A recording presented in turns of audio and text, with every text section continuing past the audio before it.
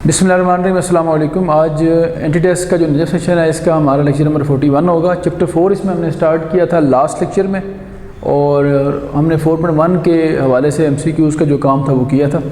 आज हम 4.2 और इसमें का काम करने की कोशिश करेंगे इंशाल्लाह और MCQs के हवाले से इसको स्टडी करेंगे। 4.2 एक्सरसाइज के अंदर जो मेन टॉपिक है वो ट्रांसफॉर्मेशन है एक्सिस की। एक्सिस को ट्रांसफॉर्म करना है हमने एक फ्रेम ऑफ रेफरेंस से दूसरे फ्रेम ऑफ रेफरेंस में। इसको दो तरह से ट्रांसफॉर्म करते हैं, एक होती है ट्रांसलेशन और एक रोटेशन। यानी transformation has two types, number 1 translation and number 2 rotation. Translation में ये होता है कि ओरिजिन को हम शिफ्ट करते हैं किसी और प्लेस। जैसे मैंने ये डायग्राम बनाई है आपके सामने, तो ये XY प्लेन था, इसी को यहाँ से उठा के इस प्लेन में कहीं और शिफ्ट कर दिया इस पूरे फ्रेम को। तो x के पैरेलल रहेगा, y के पैरेलल, तो एक्सिस रिमेन्स पैरेलल और ओरिजिन अपनी जगह से चेंज होगा। इसको कहते हैं ट्रांसलेशन। फिर हम जब पढ़ेंगे रोटेशन तो उसमें देखेंगे कि एक्सिस को किसी खास एंगल से हम रोटेट करेंगे। अच्छा, इसका पर्पस क्या है और ये क्या इसका हमें एडवांटेज क्या मिलता है और ये किस तरह से वर्क करता है वो देख लेते हैं। ये आपके पास जो ब्लैक कलर का मैंने एक्सिस बनाया हुआ एक्सिस और वाई एक्सिस, ये एक ओरिजिनल फ्रेम है हमारा XY प्लेन का। कहीं भी एक पॉइंट लेते हैं, यहाँ पे ये पॉइंट है हमारे पास x, y। अब ये जो पॉइंट मैंने लिया है, ये अगर देखें तो ये इस फ्रेम के रेफरेंस है।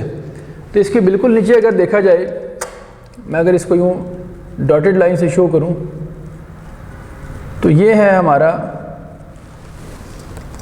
ये जो यहाँ से यहाँ तक हाइट बनती है, ये हाइट इसका y कोऑर्डिनेट है, जिसको हमने क्या कहा हुआ है स्मॉल y, यहाँ से लेकर यहाँ तक। और अगर यहाँ से लेकर यहाँ तक देखें तो ये जो वैल्यू बनती है, अगर इसको हम देखें तो ये जो वैल्यू बनती है यहाँ से लेकर यहाँ तक, ये उस पॉइंट का x कोऑर्डिनेट है। इसको भी ऐसी तरह मेंशन कर लेते हैं। तो इसका मतलब है ये y हो गया और ये क्या हो गया इसका x कोऑर्डिनेट। अब हम आगे चलते हैं। अगर ये इस पॉइंट के x और y कोऑर्डिनेट है तो इस पूरे फ्रेम को जब हम यहाँ से उठा के यहाँ ले जाते हैं, तो मैंने वो रेड कलर से बनाया जो न्यू फ्रेम ऑफ रेफरेंस है। और नया फ्रेम ऑफ रेफरेंस कौन सा है? इसमें ये कैपिटल X एक्सिस हो गए, स्मॉल x एक्सिस जो ओरिजिनल थे वो शिफ्ट होने के बाद कैपिटल हो गए, मतलब वो चेंज हो गए। तो कैपिटल X लिखा है सर जस्ट चेंज शो करने के लिए। स्मॉल y यहाँ से यहाँ आ गया तो ये हो गया कैपिटल Y जो उसका चेंज आ गया। अब हम देखना ये चाह रहे हैं कि यही जो पॉइंट है ये नए फ्रेम ऑफ रेफरेंस के हिसाब से क्या कोऑर्डिनेट्स हमें देगा। तो मुझे एक बात बताएं, ये जो ओरिजिन था पहले यहाँ था तो 0 0 था, जब ये यहाँ शिफ्ट हुआ तो डेफिनेटली कोई ना कोई इसका पॉइंट तो बना ना XY प्लेन का। तो इसके बिल्कुल नीचे अगर हम देखें यहाँ तक, तो यहाँ से लेकर यहाँ तक ये इस ओरिजिन का x कोऑर्डिनेट है, जिसको हम यूजुअली डिनोट करते हैं किससे, h से। और ये जो हाइट है इसके सामने देखें यहाँ तक, तो ये उस पॉइंट का y कोऑर्डिनेट जिसको हम यूजुअली k कहते हैं। तो ये जो ओरिजिन हो गया नया, इसके कोऑर्डिनेट्स बन गए h, k। अब देखें यहाँ से लेकर यहाँ तक h और ये वाला पोर्शन मिसिंग है। तो ये जो यहाँ से लेकर इस ओरिजिन से लेकर यहाँ तक इसी पॉइंट का अगर देखें तो x कोऑर्डिनेट इस एक्सिस की रिस्पेक्ट से है, जिसको हम कहते हैं कैपिटल X कोऑर्डिनेट।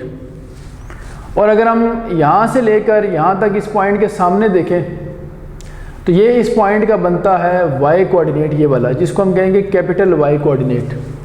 तो अब मुझे बताएं कि ये अगर x है तो ये भी x होगा, और ये अगर y है तो ये भी क्या होगा आपके पास y। तो ये k प्लस y मिल के स्मॉल y बन रहा है और h प्लस x मिल के स्मॉल x बन रहा है। तो असल हमारा टारगेट यही होता है कि ये जो ट्रांसलेशन की इक्वेशंस हैं वो डेवलप की जाएं। तो हमें समझ आ गई ये बात। क्या समझ आ गई ये बात हमें कि जो स्मॉल x है वो कैपिटल X प्लस h के बराबर है, और जो स्मॉल y है ये वो बराबर है कैपिटल Y प्लस k के। अब ये एक फार्मूला मिल गया हमें जो हमें शिफ्ट करके देगा स्मॉल XY से कैपिटल XY में पॉइंट को। इसी तरह अगर इसको रिवर्स करके लिखें, यानी अगर ये h वहाँ ले जाऊँ ये k वहाँ ले जाऊँ, तो जो कैपिटल X है वो मिलेगा हमें स्मॉल x माइनस h और कैपिटल Y में मिलेगा स्मॉल y माइनस k। तो ये जो दो मैंने सेट लिखे हैं इक्वेशंस के, ये बेसिकली ट्रांसफॉर्म करता है। ये वाला क्या होगा, अगर आपको कैपिटल XY पता हो और ओरिजिन पता हो तो आप स्मॉल XY निकाल सकते हैं, या आपको स्मॉल XY पता हो ओरिजिन के कोऑर्डिनेट्स पता हो तो आप कैपिटल XY निकाल सकते हैं। तो बेसिकली स्मॉल एक्स वाई से कैपिटल एक्स वाई में ट्रांसफॉर्मेशन के ये दो हमारे पास टूल्स हैं। जो स्मॉल एक्स वाई होते हैं, याद रखा करें, ये होते हैं बिफोर ट्रांसलेशन। तो अगर कहीं वर्ड यूज़ होता है पेपर में एमसीक्यूज़ में कि find the coordinates of a point before translation, it means you have to find small x y. और अगर यूज़ होता है कि find the coordinates of a point after translation, तो आफ्टर ट्रांसलेशन का मतलब होगा कि वो आपसे न्यू एक्सिस के रेफरेंस से पॉइंट के कोऑर्डिनेट्स पूछ रहा है, यानी कैपिटल एक्स वाई।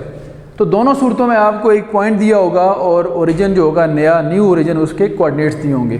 तो अब मैं आपको, चूँकि ये टॉपिक हमने जो भी पढ़ा है ये हमने ट्रांसलेशन का टॉपिक पढ़ा है, रोटेशन अभी मैंने आपको नहीं पढ़ाया। तो ट्रांसलेशन से रेलिवेंट कुछ क्वेश्चंस कर लेते हैं। तो पहले मैंने हेडिंग दोनों लिखी थी कि transformation has two types, translation and rotation. Translation को हमने एक्सप्लेन कर दिया सारा कि किस तरह ट्रांसलेट होता है। प्रॉपर्टीज़ आपने याद रखनी है कि axis remains parallel, axis parallel रहते हैं, सिर्फ ओरिजिन अपनी जगह से क्या होता है, शिफ्ट। और ये ज़रूरी नहीं कि फर्स्ट क्वाड्रेंट में हो, सेकंड क्वाड्रेंट में, थर्ड में, फोर्थ में, कहीं भी इसको पूरे प्लेन में शिफ्ट किया जा सकता है। फार्मूला आपके पास यही रहेगा जो यहाँ लिखा हुआ है आपके पास। अब एक क्वेश्चन करते हैं ताकि ये आइडिया आप लोगों को क्लियर हो जाए। तो मैं ये जो मैंने पहले हेडिंग बनाई थी मैं इसको अरेज करता हूँ ताकि ये आप लोग अगर लिख चुके हैं। रोटेशन तो अभी हम नहीं पढ़ रहे, अभी सिर्फ हम क्या पढ़ रहे हैं, ट्रांसलेशन। तो एक क्वेश्चन इसका मैं लिखता हूँ,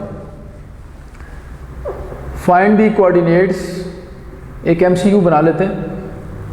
find the coordinates of a point, point आपके पास मैं कहता हूँ 3,8 था, ठीक है। After translation, after translation through the origin, through the origin, ये नया ओरिजिन आया आपके पास ओ प्राइम, ठीक है। इसके कोऑर्डिनेट्स में कहता हूँ आपके पास हैं जी -2,4। अब उसने आपसे पूछे हैं कौन से कोऑर्डिनेट्स आफ्टर ट्रांसलेशन। ये आल्सो ये भी कह सकता है कि आप कैपिटल एक्स वाई कोऑर्डिनेट्स निकालें, ये भी कहा था कि आप x prime y prime coordinate निकालें। तो इसको कैपिटल एक्सिस भी कहते हैं, सम टाइम इसको हम एक्स प्राइम एक्स एक्सिस भी कहते हैं। प्राइम का मतलब थोड़ा डिफरेंस शो करने के लिए, जो स्मॉल एक्स वाई होंगे वो ओरिजिनल हुआ करेंगे बिफोर ट्रांसलेशन। तो देखिए हमारा आंसर क्या होगा, बड़ा सिंपल सा आंसर है। गलती आप लोगों से ये होती है पेपर में कि आप ये नहीं गेस कर पाते कि प्लस वाला फॉर्मूला लगाना है या माइनस वाला लगाना है। तो अगर उसने कहा हुआ है कि आफ्टर ट्रांसलेशन बताने हैं तो इसका मतलब you have to find capital x y. और कैपिटल एक्स वाई में क्या फार्मूला होता है, small x minus h small y minus k. तो आंसर क्या होगा हमारा, जो गिवन हमें पॉइंट है देखो वो कौन सा है। अगर हमसे वो आफ्टर पूछ रहा है तो फिर हमें गिवन कौन सा होगा, बिफोर ट्रांसलेशन। इसका मतलब है जो 3,8 गिवन था पॉइंट, ये असल में स्मॉल एक्स वाई में था। और हमारे पास जो ओरिजिन है ओ प्राइम, ओरिजिन को हम कहते हैं ये हमारे पास है h, k, ठीक है।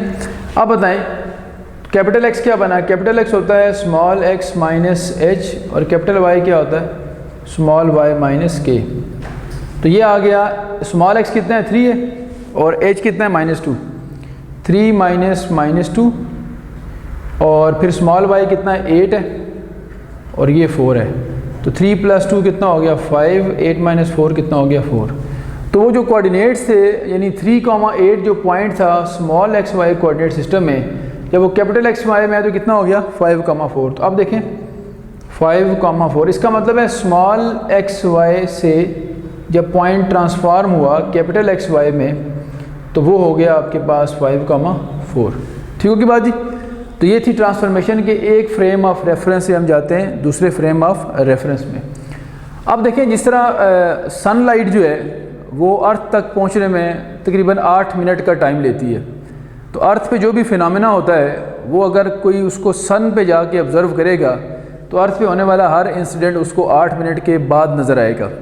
तो अगर हम इन दोनों फ्रेम में देखें तो जो सन का फ्रेम ऑफ रेफरेंस है और जो अर्थ का फ्रेम ऑफ रेफरेंस है इन दोनों में 8 मिनट का फ़र्क है। तो अगर हम टाइम को ट्रांसलेट करें तो लेट से अर्थ का टाइम अगर हम कहते हैं टी है और स्मॉल टी, तो अर्थ के टाइम को अगर हम स्मॉल टी कहें, सन के टाइम को कैपिटल टी कहें, तो हम ये कह सकते हैं कि जो स्मॉल टी है वो कैपिटल टी में अगर कैपिटल टी सन का टाइम रखा हुआ है हमने, तो आपको पता है कि अर्थ पे एक फिनोमेना अगर सपोज़ 10 o'clock पे या 10 AM पे एक वाक़या हुआ है अर्थ पे, तो जो सन पे होगा उसको नज़र आएगा, मतलब जब 8 मिनट के बाद 10:08 के ऊपर, तो इसका मतलब टाइम में कितना फ़र्क आ रहा है, 8 मिनट का। तो अगर हम अर्थ के टाइम को टी कह रहे हैं तो सन का जो टाइम होगा ये किसके बराबर होगा, t+8 के। तो ये होती है ट्रांसलेशन बेसिकली। जब आप एक्स कोऑर्डिनेट को या वाई कोऑर्डिनेट को किसी नंबर के ऐड या सब्ट्रैक्ट करके चेंज करते हैं तो हम कहते हैं हमने फ्रेम ऑफ रेफरेंस चेंज कर दिया। तो ये होता है आपके पास इसका कंसेप्ट। रियल लाइफ में थोड़ा सा इसका मैंने आपको आइडिया दिया है कि फ्रेम ऑफ रेफरेंस कैसे बदलता है। आगे चलते हैं। अब अगर ये क्वेश्चन यूँ आता है कि आपने कोऑर्डिनेट बताने बिफोर ट्रांसलेशन, तो वो स्मॉल एक्स वाई होते, तो फिर आपको ये प्लस करना पड़ता। तो प्लस माइनस की मिस्टेक आप लोगों से पॉसिबल हो सकती थी। तो बस ट्रांसलेशन का इतना ही आइडिया है, बिल्कुल सिंपल से इसके MCQs बनते हैं और मेरा ख्याल है हार्डली आपके 5 से 7 या मैक्सिमम 10 सेकंड लगेंगे। कोई शॉर्टकट की हमें ज़रूरत नहीं है, सिर्फ आइडिया आपने समझना है कि प्लस कहाँ करना है और माइनस कहाँ करना है। अब हम आते हैं रोटेशन की तरफ और उसका भी एक आध क्वेश्चन करके फिर इसको एक्सरसाइज को क्लोज करते हैं। अच्छा जी, अब दूसरा टॉपिक हमारा ट्रांसफॉर्मेशन की दूसरी टाइप है जिसको हम कहते हैं रोटेशन ऑफ एक्सिस। एक्सिस को रोटेट करना। यहाँ पे क्या होता है कि ये जो ब्लैक लाइन से मैंने XY प्लेन बनाया है, ये ओरिजिनल फ्रेम ऑफ रेफरेंस है जो XY प्लेन हम यूजुअली लेते हैं। इसके अंदर एक पॉइंट लिया XY, जिसका x कोऑर्डिनेट यहाँ से लेकर इसके बिल्कुल नीचे यहाँ तक था और y कोऑर्डिनेट इसके सामने यहाँ तक था। अब एक्सिस का जो फ्रेम था, ये वाला XY फ्रेम जो था, इसको हम रोटेट कर देते हैं किसी एंगल से। जब रोटेट करेंगे x एक्सिस रोटेट होकर इस थीटा एंगल से यहाँ पे आ गया और y एक्सिस रोटेट होकर यहाँ पे आ गया। तो इसके रोटेट होने से पॉइंट तो वहीं पे है। अब इस पॉइंट को देखना है इस एक्सिस की रिस्पेक्ट से। तो कैपिटल X एक्सिस का मतलब है कि ये चेंज वाला है, यानी इसको x प्राइम या कैपिटल X कह सकते हैं। इसके रिस्पेक्ट से अगर देखें तो यहाँ से लेकर यहाँ तक इसका x कोऑर्डिनेट है और यहाँ से लेकर यहाँ तक इसका y कोऑर्डिनेट है। अब इन दोनों का आपस में रिलेशनशिप चाहिए हमें कि क्या रिलेशनशिप होगा बिफोर एंड आफ्टर रोटेशन। तो इसमें ओरिजिन तो चेंज ही नहीं हुआ। पिछले जो हमने ट्रांसलेशन पढ़ी थी वहाँ ओरिजिन चेंज हुआ था और फिर x+h या x- h वाला ऑप्शन हमने अवेल किया था उसमें। यहाँ पे क्या होगा कि जो स्मॉल x है ये इक्वल होगा x cos theta minus y sin theta और स्मॉल y होगा x sin theta plus y cos theta, ये इसके बराबर होगा। तो अब आप देखिए ज़रा इसमें क्या चेंज नज़र आ रहा है। ये कब यूज़ करना है, जब थीटा आपको पता होगा और कैपिटल XY आपको पता होंगे। इसी तरह से अगर हमें इसको अपोजिट करना हो, यानी कैपिटल XY फाइंड करने हो, तो फिर क्या करना है, कैपिटल X बराबर होगा x cos theta plus y sin theta और कैपिटल Y होगा minus x sin theta plus y cos theta. असल जो चीज़ है वो ये है कि ये रिलेशनशिप्स आपके पेपर में एज इट इज़ MCQs में, फेडरल बोर्ड में और ATTS में आ चुके हैं। यहाँ भी गलती क्या होती है कि आप मिक्स ना कर दें। जो स्मॉल XY वाला है उसमें इधर माइनस है और जो कैपिटल XY वाला है उसमें इधर माइनस है। स्ट्रक्चर दोनों का सेम है, cos sine, sine cos, cos sine, sine cos. लेकिन आपने ख्याल रखना है कि माइनस कहाँ पे लिखा जाए। और ये स्मॉल XY अगेन वही बात आती है कि स्मॉल XY क्या होंगे बिफोर रोटेशन और कैपिटल XY क्या होंगे आफ्टर रोटेशन। तो अब अगर आपसे पूछा जाए कि find the coordinates before rotation या आफ्टर रोटेशन, तो आप समझ जाएंगे कि हमने किस तरीके से इसको करना है। तो मैं एक इसका भी क्वेश्चन लिखता हूँ ताकि इसको भी हम एनालाइज करके वाइंड अप करें। क्वेश्चन हम ये लिखते हैं कि एक पॉइंट हमने रोटेट करना है और उसके बाद देखना है कि उसकी कोऑर्डिनेट्स कैसे होंगे। तो देखें, फाइंड दी कोऑर्डिनेट्स ऑफ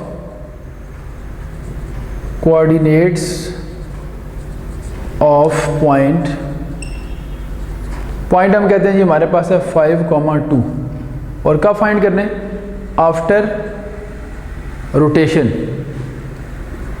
कोई भी एंगल हो सकता है। वैसे जो फिज़िकली जो लॉजिकल बात होती है कि जो ट्रांसलेशन यूजुअली की जाती है वो हमेशा एक्यूट एंगल से इसको रोटेट किया जाता है। लेकिन MCQs में इस एक्यूट एंगल से बड़ा भी कोई एंगल आ सकता है। तो मैं इसको समझाने के लिए सिर्फ 90 डिग्री का एक ऑप्शन लेता हूँ कि after rotation through an angle of, after rotation through the angle या थ्रू 90 डिग्री कह लें, 90 डिग्री से अगर आप एक पॉइंट को रोटेट कर दें, एक्सिस को रोटेट कर दें, तो उस पॉइंट के कोऑर्डिनेट्स क्या बन जाएंगे। तो ये देखें, इसका मैं सॉल्यूशन यहाँ लिखता हूँ आप लोगों के सामने, इसका आंसर होगा। अब उसने ये पूछा हुआ है ना कि find the coordinates of point after rotation. After rotation का मतलब कौन से फाइंड करने हैं, कैपिटल XY। तो ये देखें, सोल्यूशन क्या है, जो स्मॉल एक्स वाई है वो आपको यानी बिफोर ट्रांसलेशन क्या गिवन थे 5,2 और एंगल ऑफ रोटेशन कितना दिया है उसने 90। तो आफ्टर वाले फाइंड करने, तो आफ्टर वाला क्या होगा, एक्स क्या होता है हमारे पास, X cos theta plus Y sine theta. अब देखिए थीटा कितना है 90, कास 90 पे 0 होता है, साइन 90 पे क्या होता है 1, एक्स कितना है 5, तो 5 इंटू कास 90 2 इंटू साइन 90, ठीक है। और जो कैपिटल वाई होगा वो क्या होगा, अब देखें ये 0 हो गया और ये कितना रह गया, सिर्फ 2 रह गया। अब ये होता है माइनस एक्स साइन थीटा और plus y cos theta. Again वही बात आ गई, साइन 90 पे 1 है, एक्स की जगह पुट करें आप कितना 5, साइन 90 पे क्या है 1 और वाई की जगह पुट करें 2, कास 90 पे क्या है 0, तो आंसर आ गया -5। लें जी, अब आपके पास जो पॉइंट आया है कैपिटल एक्स वाई की फॉर्म में वो कितना आ गया है 2, -5। तो वो जो पॉइंट था असल में तो पॉइंट कौन सा था 5,2, तो 5,2 जब 90 डिग्री से रोटेट हुआ तो वो बन गया 2, -5। तो इस तरह बिफोर और आफ्टर रोटेशन वाले क्वेश्चन आपके पेपर में आ सकते हैं। 4.2 को मैं यहाँ क्लोज करता हूँ। इसमें 2 ही टॉपिक्स थे और दोनों हमने अल्हम्दुलिल्लाह कंप्लीट कर लिए हैं। अब आगे चलते हैं, एक तो या तो इक्वेशंस पेपर में पूछी जाएंगी आपसे या वो कोऑर्डिनेट्स पूछेगा बिफोर या आफ्टर ट्रांसलेशन। अगर ये क्लियर होगी ये बात तो हम 4.3 की हेडिंग देते हैं और 4.3 स्टार्ट करते हैं। अच्छा जी, चैप्टर 4 का अब जो काम शुरू होना है वो 4.3 एक्सरसाइज है। ये बड़ी एक डिटेल्ड पढ़ने वाली एक्सरसाइज है। इसके अंदर हमारे पास बहुत सारे टॉपिक्स हैं। आप इसका अंदाज़ा इस बात से लगा सकते हैं कि 4.2 और 4.3 के दरमियान अगर नंबर ऑफ़ पेजेस देखें जिनमें थ्योरी लिखी हुई है तो तकरीबन 24 पेजेस पे सिर्फ थ्योरी लिखी है 4.3 की। तो बड़ी ये इंपॉर्टेंट एक्सरसाइज भी होती है फेडरल बोर्ड के हवाले से भी और एंटी टेस्ट के हवाले से भी ख़ास तौर पे। ओवरऑल जो इस पूरी एक्सरसाइज का सिनेरियो है वो ये है कि ये सारी एक्सरसाइज स्ट्रेट लाइन की प्रॉपर्टीज़ के साथ लिंक है। तो इसका मतलब है इसमें जितनी डिस्कशन है वो सारी स्ट्रेट लाइन के ही लेफ़्ट राइट होगी। तो हम सबसे पहले तो बात ये करते हैं कि जब स्ट्रेट लाइन की डिस्कशन शुरू की जाए तो सबसे पहले हम लाइन की जो स्लोप है उसको डिस्कस करते हैं।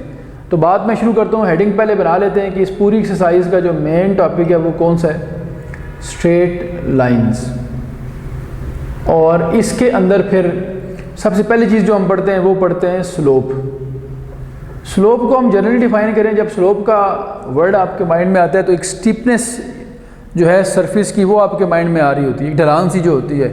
तो अगर मैं कहता हूँ कि ये ग्राउंड लेवल है, ये आपके पास ग्राउंड लेवल है और ये एक पर्टिकुलर हाइट है, इस पॉइंट को हम कहते हैं ए, इस पॉइंट को आप कहते हैं बी। एक हाइट पे आप खड़े हैं ए बी हाइट पे, इस हाइट से ग्राउंड के ऊपर किसी भी जगह की स्लोप आप देखना चाह रहे हैं कितनी है।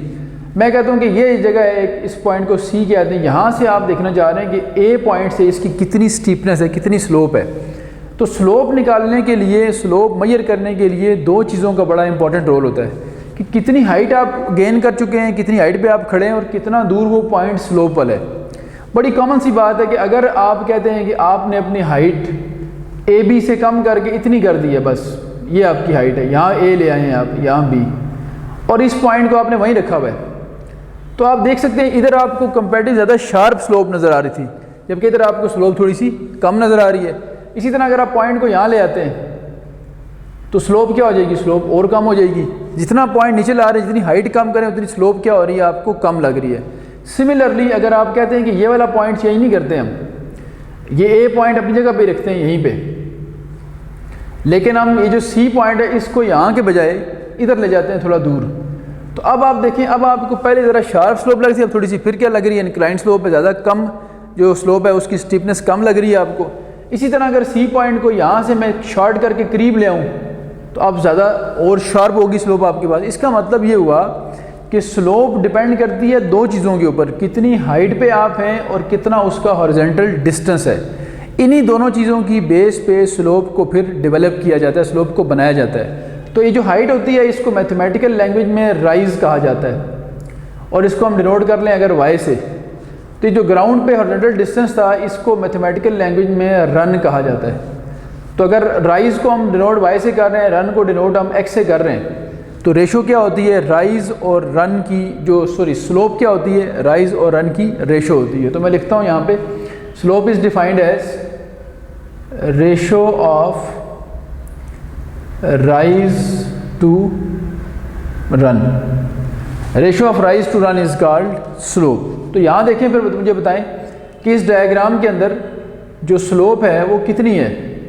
इस डायग्राम में जो स्लोप है अगर उसको हम ऑब्जर्व करें तो वो बनती है राइज कितना है इसमें y और रन कितना है इसमें x। तो हम ये कहेंगे y बाय x, ये आ गई हमारे पास स्लोप। ये क्लियर हो गया आपको बात। अब देखें, इसको रेशो अगर कहते हैं तो इसके फिर यूनिट कोई नहीं होता, यूनिट लेस क्वांटिटी है, क्योंकि रेशो हमेशा होती है same number of same units वाली क्वांटिटीज़ की डिवीजन। तो सेम यूनिट्स कट जाते हैं तो ये रेशो जो है वो यूनिट लेस क्वांटिटी बनती है। फिर अगर मैं कहता हूँ कि इसको हम एंगल थीटा कह दें, इस एंगल को, तो यही जो y और x की रेशो है परपेंडिकुलर ओवर बेस, इसको तो हम tan से भी कैलकुलेट कर सकते हैं। तो इसका मतलब ये हुआ कि हम ये भी कह सकते हैं also slope can also be written as slope is equal to tan theta, because tan theta is also equal to y by x। tan भी y बाई x के बराबर होता है। तो इसका मतलब ये हुआ कि अब यहाँ से ये बात पता लगी हमें कि जो स्लोप होती है वो असल में tan थीटा के बराबर भी हो सकती है। अगर आपको राइज और रन नहीं पता, डिस्टेंस वर्टिकल और हॉरिजॉन्टल, लेकिन आपको एंगल पता है, तो एंगल की हेल्प से भी आप वो जो स्लोप की रेशो है, जो रेशो है वो आसानी से फाइंड कर सकते हैं। फिर ये जो थीटा होता है, इस थीटा को हम कहते हैं कि ये इंक्लिनेशन है, where theta is called inclination. अब मैथमेटिक्स में ये याद रखा करें, जो एंगल्स के बहुत सारे नाम रखे जाते हैं। कभी हम इंक्लिनेशन कहते हैं, कभी हम आर्गूमेंट कहते हैं, और कभी हम इसको एक्यूट एंगल, कभी ऑब्ट्यूज एंगल, कभी कम्प्लीमेंट्री, कभी सप्लीमेंट्री, इस तरह बहुत सारे नाम रखे जाते हैं।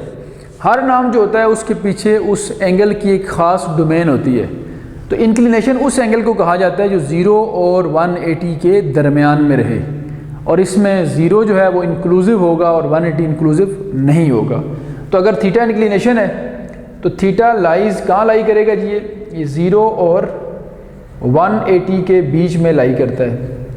बुक में थोड़ी सी प्रिंटिंग मिस्टेक है, उसने 0 भी एक्सक्लूड किया हुआ है, हालांकि 0 इंक्लूड है, क्योंकि जब ये बिल्कुल फ्लैट सरफेस हो जाएगी तो इसका एंगल 0 हो जाएगा, लेकिन इसका एंगल 180 कभी नहीं बनता क्योंकि इसकी डायरेक्शन कोई नहीं है। तो इसलिए हम कहते हैं कि अगर हम पर्टिकुलरली लाइन की स्लोप की बात करें तो लाइन की कोई डायरेक्शन नहीं होती, दोनों एंड एक्सटेंडेबल होते हैं। तो इसलिए लाइन की मैक्सिमम जो उसका इंक्लिनेशन हो सकता है वो कितना हो सकता है? 180 से लेस रह सकता है, 180 के इक्वल कभी नहीं होगा।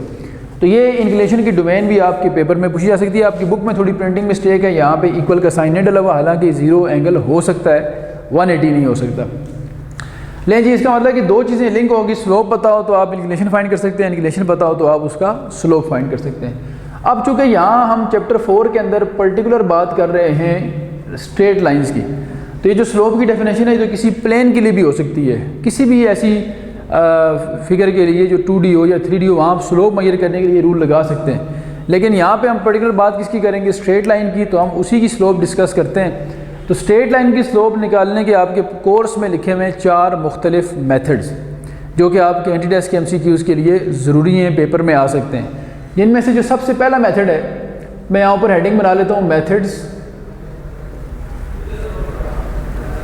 To find slope. अब वो कौन से मेथड है? नंबर 1 पहला मेथड देखें। पहला मेथड ये है कि जब आप किसी लाइन की, बल्कि पूरी बात लिखते हैं, method to find slope of a straight line. किसी भी स्ट्रेट लाइन की स्लोप निकालने के जो मेथड्स हैं वो हम यहाँ एक लिस्ट बना लेते हैं उनकी। पहला मेथड ये है कि जब आप जिस स्ट्रेट लाइन की स्लोप निकालना चाह रहे हो उस लाइन के ऊपर कहीं भी आपको 2 पॉइंट्स पता हों, तो फिर जो स्लोप निकालने का मेथड होगा, slope of line AB line, ये 2 पॉइंट कहीं भी हो सकते हैं, यहाँ कर लें, यहाँ कर लें, यहाँ कहीं भी 2 पॉइंट डिसजॉइंट अगर आपको मिल जाएं, मुख्तलिफ मिल जाएं, तो फिर रूल ये होगा कि y2 minus y1 over x2 minus x1, y के कोऑर्डिनेट्स का डिफरेंस ओवर x के कोऑर्डिनेट्स का डिफरेंस, ये मिल जाएगी आपको स्लोप। दूसरा हमारे पास मेथड ये है कि अगर आपने किसी ऐसी लाइन की स्लोप निकालनी है कि जिसका आपको एंगल पता है, ये नहीं पता कि कौन से पॉइंट उसके ऊपर है, यानी ये XY प्लेन है लेट से, और यहाँ कहीं लाइन है और उसका आपको इंक्लिनेशन पता है उस लाइन का, लेट से थीटा है, तो फिर आप कोऑर्डिनेट्स वाला फार्मूला ना लगाएं, आप सिर्फ एंगल का tan लेके, जैसा कि हमने यहाँ पढ़ा है कि टेन थीटा के थ्रू भी आप स्लोप निकाल सकते हैं। तो दूसरा मेथड ये हो गया। तीसरा मेथड हमारे पास ये है कि अगर आपको लाइन की इक्वेशन गिवन हो, लीनियर इक्वेशन लाइन को रिप्रेजेंट करते, तो आपको लेट से ये इक्वेशन गिवन है ax प्लस by, जो कि एक standard form of equation of straight line है, linear equation in two variable की स्टैंडर्ड फॉर्म है। तो ये अगर दी होगी तो फिर इस तरह आप अगर स्लोप निकालना चाहेंगे तो उसका रूल होगा -a/b, x और y के कोफिशिएंट की ratio along with negative sign. और आखिरी मेथड आपके कोर्स में ये है कि अगर आपको यही इक्वेशन दी हो, तो चूँकि स्लोप बताती है हमें उसके इंक्रीज़ या डिक्रीज़ होने का आइडिया, तो इंक्रीज़ डिक्रीज़ होने का मतलब है चेंज बताती है। तो अगर आपको इस तरह दिया हो तो जो डेरिवेटिव है dy/dx, ये भी आपको स्लोप का आइडिया दे सकता है। तो अगर डेरिवेटिव निकालेंगे तो आप खुद करके देखिएगा, चैप्टर 2 आप लोग पढ़ चुके हैं, इसका होगा ax का a, by का b, dy/dx और c का 0। तो सिंप्लीफाई करने से डेरिवेटिव बनेगा -a/b। तो ये जो डेरिवेटिव होता है किसी स्ट्रेट लाइन का, ये भी उस लाइन की स्लोप को ही रिप्रेजेंट करता है। वैसे किसी कर्व के लिए डेरिवेटिव होता था स्लोप ऑफ टेंजेंट लाइन, क्योंकि कर्व वेरी कर रही होती है हर पॉइंट पे, लेकिन लाइन की टेंडेंसी जो है थ्रू आउट इसका बिहेवियर मोनोटोनिक होता है, सेम होता है, इसलिए इसकी स्लोप आपको डायरेक्ट मिल जाती है। तो ये आपके पास 4 मेथड से, जो भी मेथड जिस तरह भी पेपर में आएगा उसके अकॉर्डिंग आपने इसको करना है। अब हम स्लोप की पढ़ते हैं प्रॉपर्टीज़ और फिर उसके MCQs वगैरह डिस्कस करते हैं। अच्छा, जब हम आते हैं स्लोप की प्रॉपर्टीज़ के ऊपर, तो पहली प्रॉपर्टी स्लोप की ये है कि किसी भी हॉरिजॉन्टल लाइन की जो स्लोप होती है, स्लोप ऑफ एनी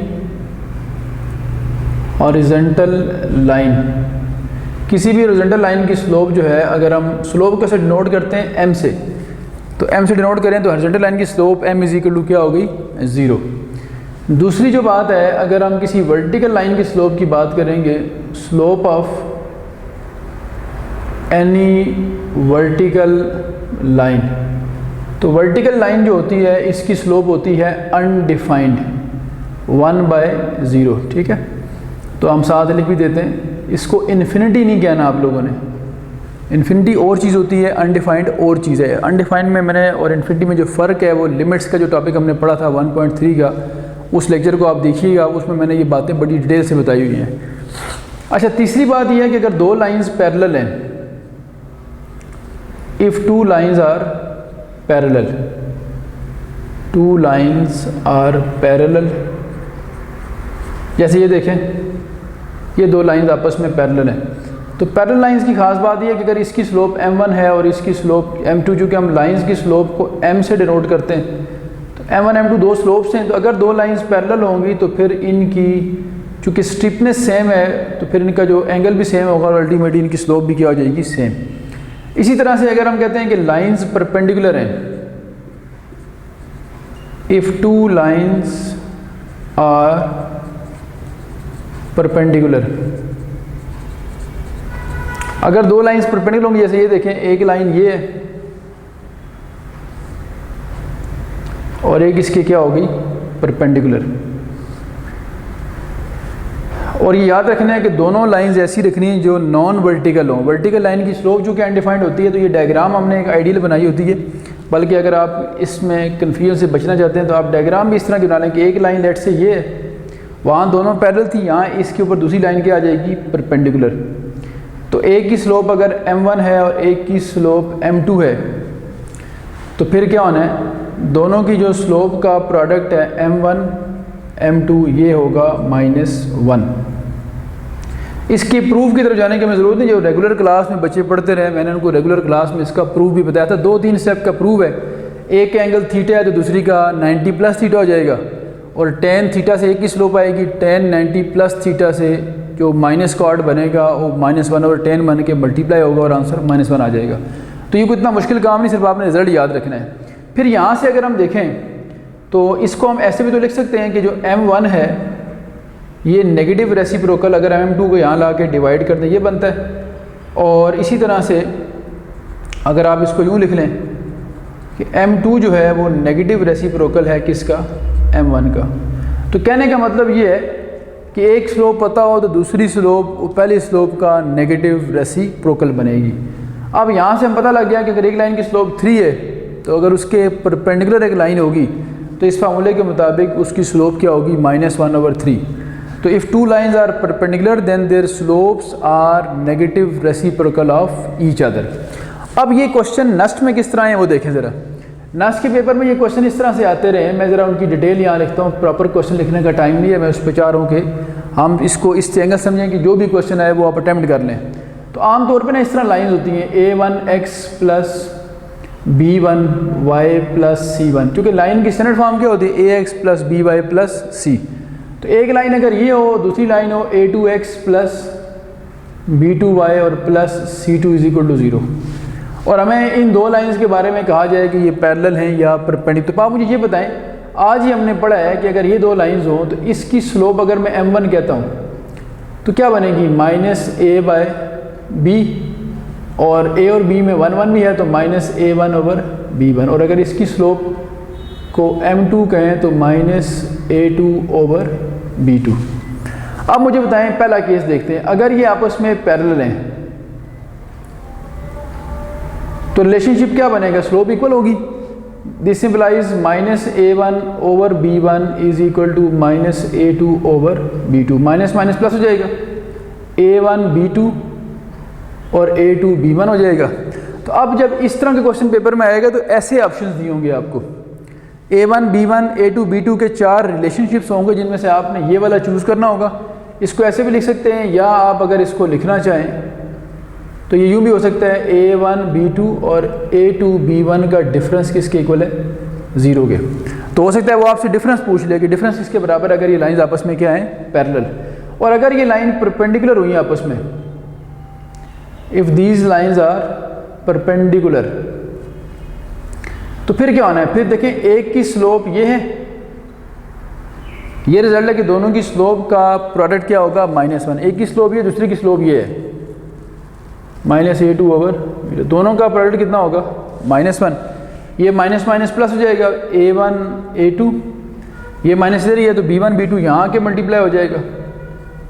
और इसी को अगर हम जिस तरह ये एक तरफ किया था एक तरफ करें तो ये आता है a1 a2 + b1 b2 = 0। तो ये दो रिजल्ट्स हमारे इस फॉर्म में भी आपके पेपर में आ सकते हैं। तीसरा फिर ये हो सकता है कि वो एक अननोन रख दे, जैसे मैं कहता हूँ यूँ रख दे कि आपसे कहा जाए जी इफ़ एक लाइन है 2x + 3y - 5 = 0, एंड एक और लाइन है जिसमें उसने लिखा हुआ है जी ax और लेट से 4y + 7। वो कहता है ये दो लाइंस हैं और वो कहता है कि these two lines are perpendicular. अगर ये दो लाइंस परपेंडिकुलर हैं तो फिर वो पूछता होता है बताएं इस a की वैल्यू क्या होगी। तो बड़ा आसान सा काम है, आप देखें इसका आंसर निकालने का मेथड क्या है कि आप पहले वाले की स्लोप कितनी है बाय फार्मूला -a/b करें तो पहले वाले की स्लोप है -2/3। दूसरे वाले की स्लोप अगर निकालें बाय फार्मूला तो -a/b करने से आएगा -a/4, और दोनों की स्लोप का प्रोडक्ट अगर ये परपेंडिकुलर तो कितना होगा -1। तो यहाँ से ऊपर क्या आ गया 2a, नीचे आ गया 4 3 12, 12 इस तरफ लें तो a आ जाएगा आपके पास -6। ये लें जी, इस तरह कोई भी कांस्टेंट जो है वो आप आसानी से फाइंड कर सकते हैं। तो स्लोप का टॉपिक था, इसकी कुछ प्रॉपर्टीज़ हमने आज पढ़ ली, इसको मैं यहाँ पे करता हूँ क्लोज़। नेक्स्ट लेक्चर में इंशाल्लाह हम इससे ऑनवर्ड काम करेंगे। तो आज तक के लिए इतना काफ़ी है। चैप्टर 4 का हमने 4.2 का काम किया और 4.3 का हमने स्टार्ट कर लिया। आज तक के लिए इतना काफ़ी है। अल्लाह हाफ़िज़।